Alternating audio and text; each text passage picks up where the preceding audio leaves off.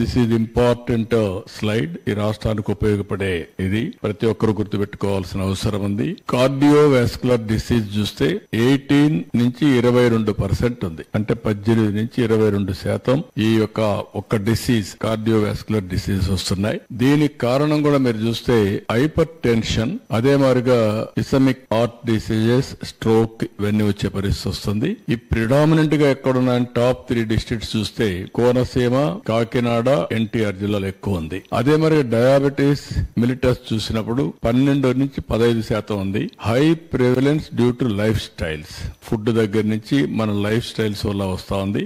గుంటూరు, ఎన్టీఆర్, కృష్ణ ఇక్కడ high burden districts ఇవి. Respiratory disease చూస్తే 10 to 12% వస్తా ఉంది. COPD, asthma, pneumonia linked to air pollution, smoking, air pollution smoking తో వస్తున్నాయి. ప్రకాశం, కర్నూలు, అనంతపూర్ ఎక్కువ ఉంది. Infectious diseases 9 to 11%. TB, diarrhoeal diseases అన్ని Srikakulam, Vizianagaram, Kadapa. Chronic kidney diseases చూస్తే 6 to 8% ఉంది, 6 నుంచి 8. ఇది రావడానికి కారణం hyper tension, diabetes and toxins in water. ఇది ప్రకాశం, నెల్లూరు, చిత్తూరు. క్యాన్సర్ చూస్తే 5 to 7% ఉంది. Survival breast and oral cancer ఇవన్నీ కూడా majority tobacco related. Guntur, Krishna, Visakhapatnam. అదే సమయంలో మెటర్నల్ అండ్ చైల్డ్ హెల్త్ చూస్తే 5 to 6%. Anaemia, pre term births, mall nutrition దీనికి కూడా విజయనగరం, శ్రీకాకుళం, అనంతపురం ఉంది.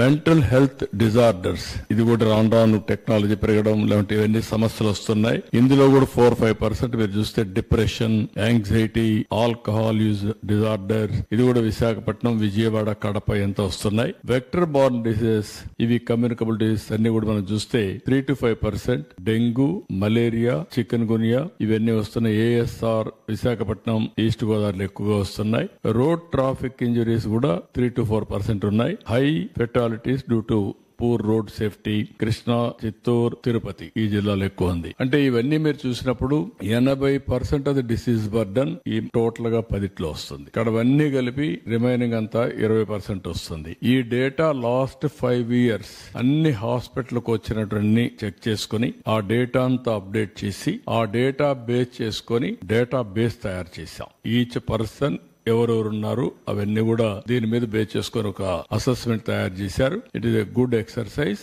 దీని మీద మా దగ్గర ఇప్పుడు ఒక రికార్డు అథెంటికేషన్ డేటా ఉంది.